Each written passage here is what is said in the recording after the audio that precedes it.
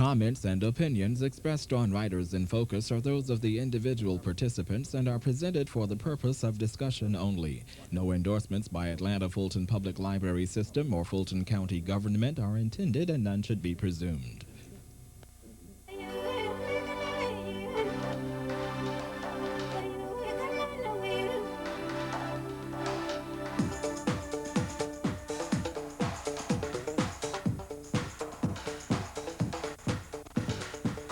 Welcome to Writers in Focus. I'm your host, James Taylor.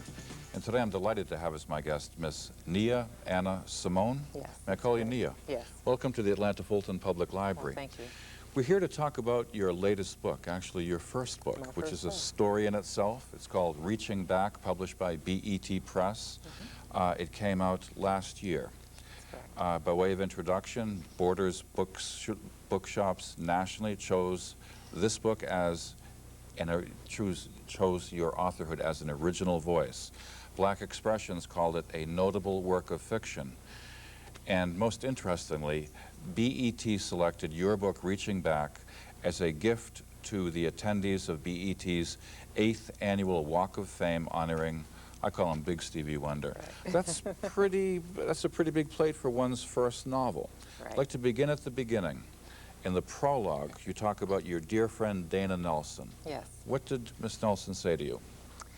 She told me that while she had been in prayer, that the Holy Spirit had spoken to her and told her that I should write.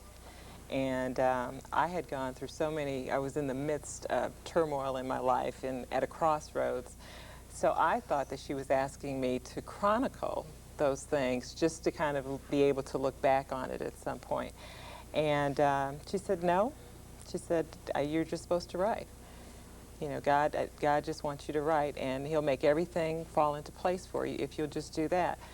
So, yeah, I was kind of caught off guard because it's something I'd always wanted to do. I'm an avid reader, and I devour books. I have been often criticized because wherever I go, I have something to read with me. And so I told her, I said, okay, I'll try. And later that evening, after I'd walked past the computer about 110 times, I finally sat down after putting my children to bed and started writing. And at the first sitting, I wrote 35 pages. And those 35 never changed. The editor didn't make any changes on the first 35 pages. And from that, I just would sit there every night. And that was a way for me to relax. I should say to the audience that you started writing this while you were, and as you are now, Vice President of Marketing for your own consulting firm. Yes. So you did have some experience with the word process. Yes, yes. But where did this remarkable work of fiction come from? See, I told you before the interview, Nia, that your life miraculously, mysteriously parallels your characters. Right. I mean, talk about the first chapter. A beautiful woman with 3 children is leaving her husband. Right, right, and that's very true. That was that was true of where I was, and that was true of where I was emotionally. I had been through that already, and so shortly after I lost my father, so it was just. I'm sorry to hear that. Yeah, just very high emotions, and it was, you know, a catharsis for me to sit and to be able to write that and get it out of me. So that's where it began. The 3 children, once it really, you know, began to take a life of its own, because after the prologue, it really is a life of its own. I just couldn't write a child less or a child more. You know, I just kept thinking of the 3 I had down the hall, and so that's where, you know, that's their part in the story. Can you get your glasses on? I just want you to read just a few sentences to set the book up, because this is one of the motifs, the leitmotifs that run through the entire book about one's presentation of self in everyday society, to sound fancy about it, how one looks, not only to oneself but to others. This will take about 1 minute, God. Okay. This is your main character, Mignon. Her last name is... Samuels. There's so many people in this book, I need a kinship charm. But this is Mignon reflecting to herself about what she's about to do. And just read from there to there, if that's okay. Thank you very much. Certainly. Not this time, she thought, as she turned away from the balcony and walked through the French doors. Entering her sitting room, she went straight to the antique carved mirror that hung above the fireplace and came face to face with her own reflection in the glass. Examining the weariness in her face, she recalled how she had always been described as an exotic beauty. But now, instead of beauty, she saw pain etched into every pore. As a young girl, the term exotic had been a constant source of humiliation and aggravation when it was used to describe her, because of her tan complexion and waist-length hair were uncommon traits among her peers. As a consequence, she was often ostracized because she did not have the stereotypical attributes of either of the distinct groups of the African-American girls. Mignon was not dark enough to be accepted by the darker-skinned black girls and not quite light enough to be accepted by the light-skinned black girls. As a result, she walked a tightrope that she had eventually turned it and transformed into a runway. Yeah. That's how the book begins, ladies and gentlemen. And Mignon is leaving her husband, Yes. a very light-skinned man Yes. who's an adulterer. Yes. She calls up her father. Father picks her up in a Range Rover. There's a lot of black middle class in this, which I like very much. And as they're driving across country, the father says, I want you to read this leather-bound book. Correct. With, I think, 4 generations. Yes. And all through every generation, there's this conflict. I'm talking too much, so bail me out here. Okay. There's the conflict between light skin and dark skin. Yes. As an avid reader, had you encountered this in literature? I haven't read that much about it. I hadn't encountered it Okay. in literature. I had encountered it in life. I had many friends on both sides of the spectrum who had opposing views of the other, and it became a source of amazement to me that as one race and one culture that we had made such separations where we would categorize and classify people based on our perception of who they thought they were because they were light-skinned. And certainly there's some history that feeds into that, and there was the history that many are aware of in Louisiana, where in a family you'd be compared to a paper bag. Right. It's no coincidence Yes. that many of your characters Right. are from Devereaux, Louisiana, which right. is to me the hotbed of that, the paper bag and Yes. your appearance. Go ahead. Yes, yes. So that paper bag delineation just carried through so many generations of African Americans until today, where it's still very prevalent. And you have good hair, your hair is not so good, you're too dark, you know, it's just. Yeah. So what's right? And on both sides, you have pain. And then, this is a family show, and then there's this phenomenon that runs through your book about someone delivering a baby, Right. and they have no idea what the color is going to be. Right. And as Henry Louis Gates, Jr. of Harvard once said, it's an unpredictable business. It's an unpredictable business, and decisions that are made to not have children because you're afraid. And for those who are passing as white, the fear that they have to live with, that they can never give birth to a child, and then to be able to explain to their spouse why, because they don't know what they'll get, and they wouldn't be able to explain it. This is a four family generational saga. Right. I don't want to say I've got a favorite, but I confess I do. I want to talk about, and ladies and gentlemen, this is a 300-page book with as many characters as you can handle, at least Right. for me, okay? But I'd like to talk about Carrie, who's married to the Reverend Logan Daniels. Will you talk about that for a minute? I want the audience to get a sense of Okay. how fine the plot is of this book. Okay. Carrie is born post-slavery. She is the eldest child in a family that has made a decision to move to New Orleans to pass as white. And they have her, and she's dark-skinned. She's browner than the paper bag. And the mother's devastated because in her mind she shouldn't have a child that dark, especially, you know, considering her husband and her are both half white. And it hinders their ability to move.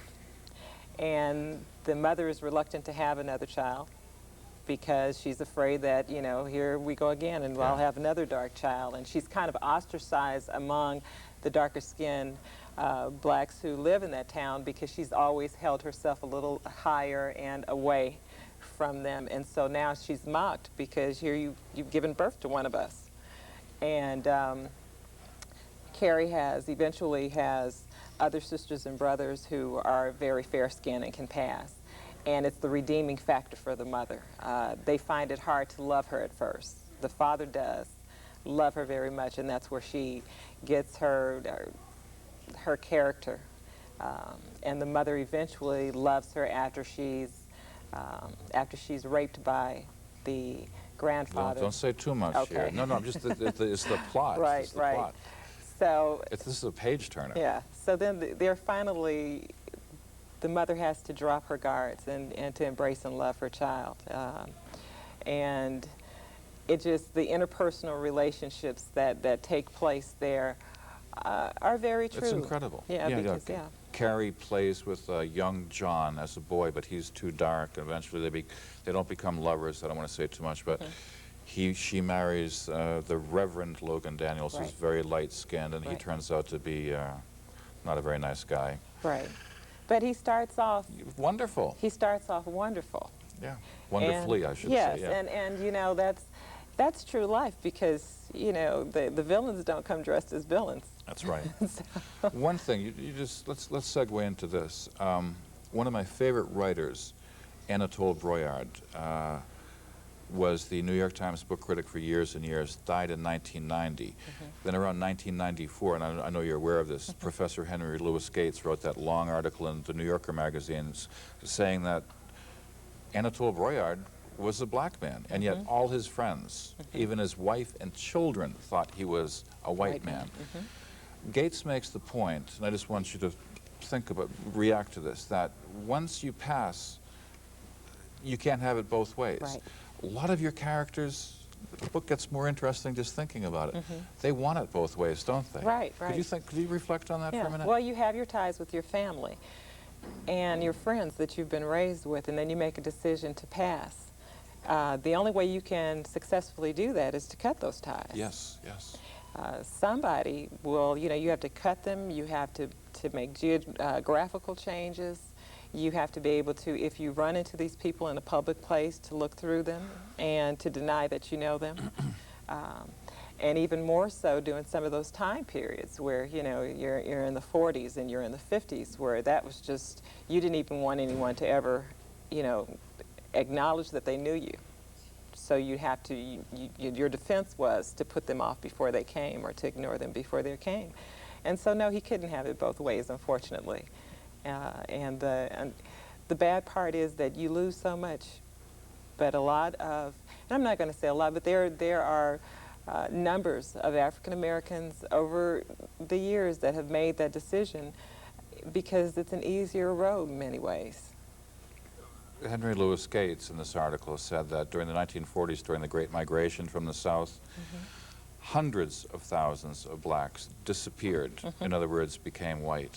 It's amazing, isn't it? Right, right. I'm going to ask you a tough question right now, okay? You could have written a memoir. When your friend Dana Nelson said, God wants you to write, you could have written a memoir, and parts of this read like a memoir. How do you respond to people like me saying that you were raised in Studewood Heights near Houston, Texas, and you went to Watts, and as a little girl you saw the riots, and one of your characters does the exact same thing? It's not a trick question. Oh no, it's not, and it's true. And again, it's the line of being a writer who sat down to write for entertainment, and didn't sit down to write to be published. Seriously? Seriously. A book this good, you didn't expect to get it published? No. Can we tell the audience how you got it published? Yes. This is BET, owned by Viacom. Huge. I started writing, and I would let Dana, and it was, you know, a couple of other friends, read the story. And one of my friends, when her husband walked in, she was sitting on the stairs crying. And he was like, "What are you reading?" And so she said, I'm reading this manuscript that Nia's writing." And then they'd call me and they'd say, "Oh, don't kill this, don't do this to that person," you know, and they'd have their favorites. And he did not read fiction. He couldn't stand fiction, and this was the last thing he wanted to read. He watched her over a year and a half have her emotions and read this story as it grew. By that time, it was over, and I was done, and I was working on something else. And he asked to read it, and he called me back. By that time, I'd moved to Atlanta, and he said, "I have not left my house in 2 days. I've sat here and read this entire manuscript, and you have to do something with it." And I said, "I don't know what to do with it." And he said, "I have a friend at BET, the publisher, and I'd like to send it to her and have her take a look at it." And I said, "Great, well, let me know what happens." And I was really so focused over these years of, as a single parent, making it and keeping, Yeah. Oh, yeah. keeping food on the table and Yeah, the lights yeah. on, till I didn't have time to think about that. And within about 3 or 4 days, I received a call from Linda Gill, who is the publisher, and she flew into Atlanta, That's and incredible. we met, and she made me a book offer, and She made you a book offer you couldn't refuse. Right. I just saw The Godfather. You had an excuse. so that was the road. How, I mean, your friends obviously loved this book. One was crying, but what has the reaction been?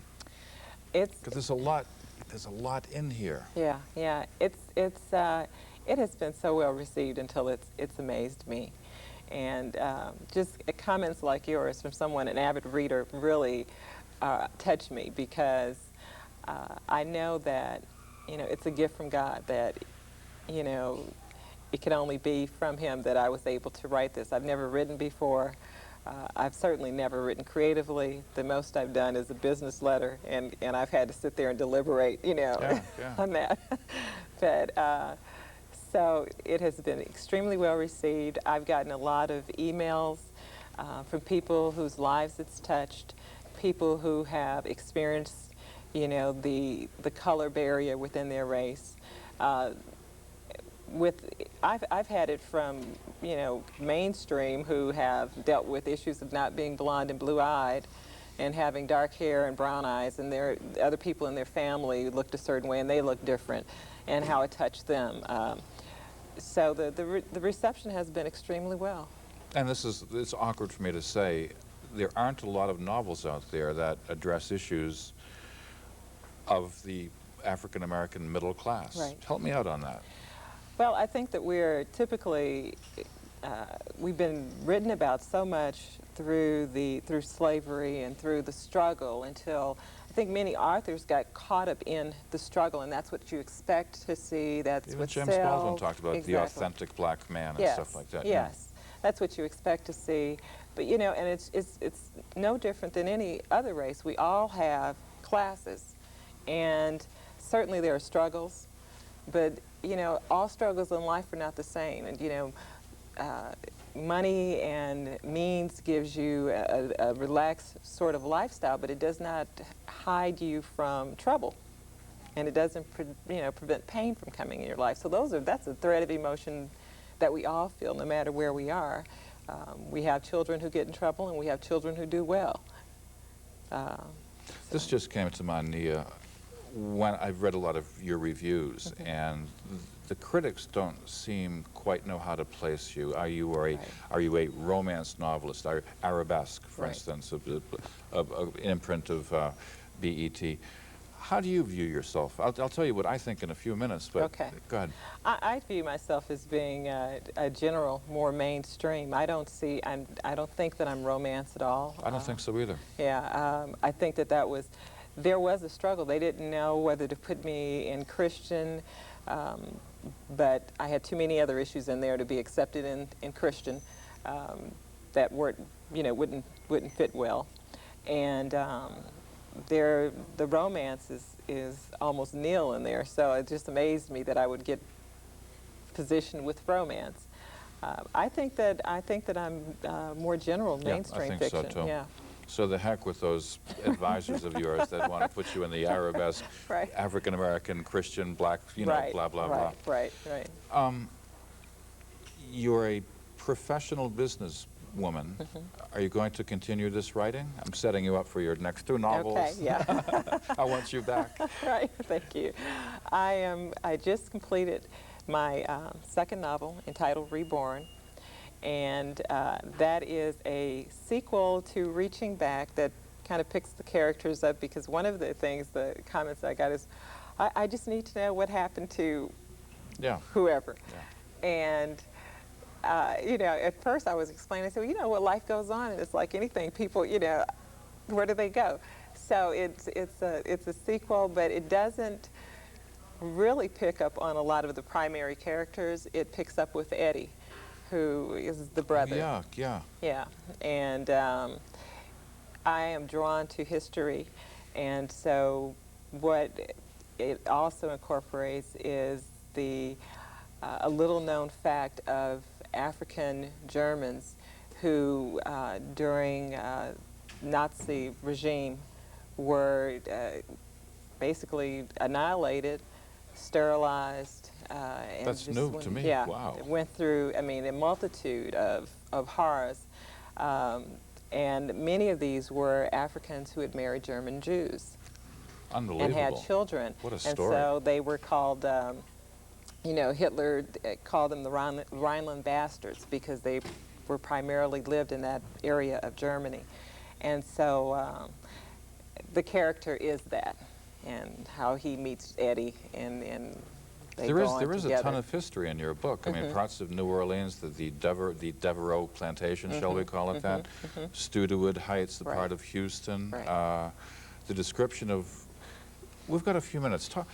Were you 6 years old when Watts exploded? No, I'm setting you up there. No, but one of your characters. Right.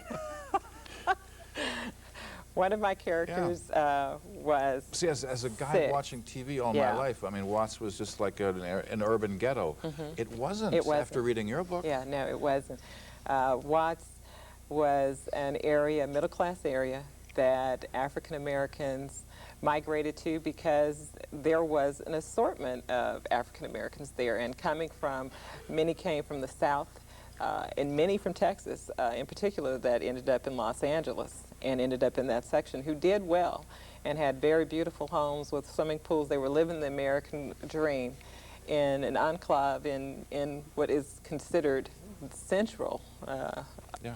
Now help me out on this. Is it Anna Carey? Yes. Who's married to who? Clark Patton, CP. Clark, living in Watts at this time. Yes. And this is a great story, ladies and gentlemen. So the riots are beginning, Right. but the husband has been passing at work as a Right. white man. Right. When he comes home, he's a black man living in a black neighborhood. Right. And he's very conflicted about Right. what's going on. Right. That's unbelievable. Yeah, Clark he really is so confused, and he loves his family, he loves his wife, but you know, as the political winds change in the civil rights movement, he is again in that position where he's in a comfort zone. At work, he doesn't have to put up with a lot of the, you know, embarrassments that he would have to put up with as a black man. He doesn't have to walk with his head down and not look at anybody. We could do a show on each of these chapters, Yeah. because their daughter is conflicted. She has what you would call good hair, and she does something to her hair to give her an afro, Right. who shocks her father. Right, I know, it's God. Right, and it just completely turns him off, because now he has nothing to draw on. There's no one in his home who fits his persona of who he is.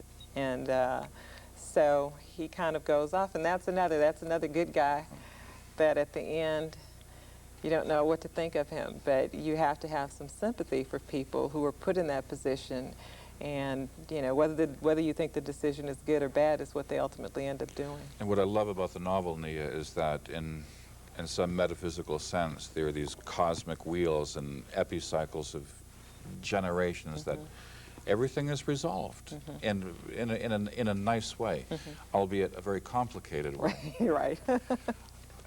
Just a few minutes, just a little bit of time left. Okay. What advice would you give these writers who are saying, I have a manuscript, how do I get published? Well, one of the things I think is that you need to continue just to go in and refine it, and allow other people to read it and to get a sense of... That's important, isn't it? Yeah, and let them and kind of put your ego aside and know if they're giving you good criticism or not.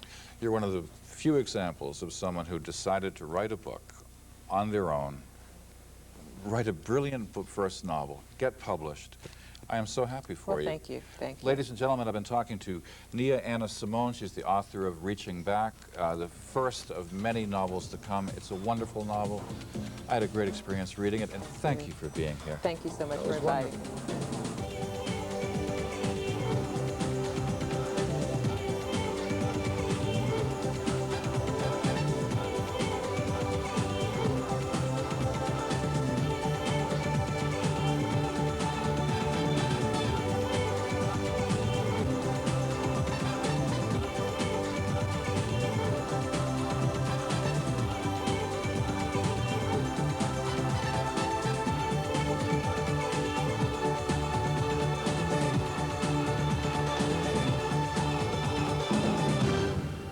Comments and opinions expressed on Writers in Focus are those of the individual participants and are presented for the purpose of discussion only. No endorsements by Atlanta Fulton Public Library System or Fulton County government are intended, and none should be presumed.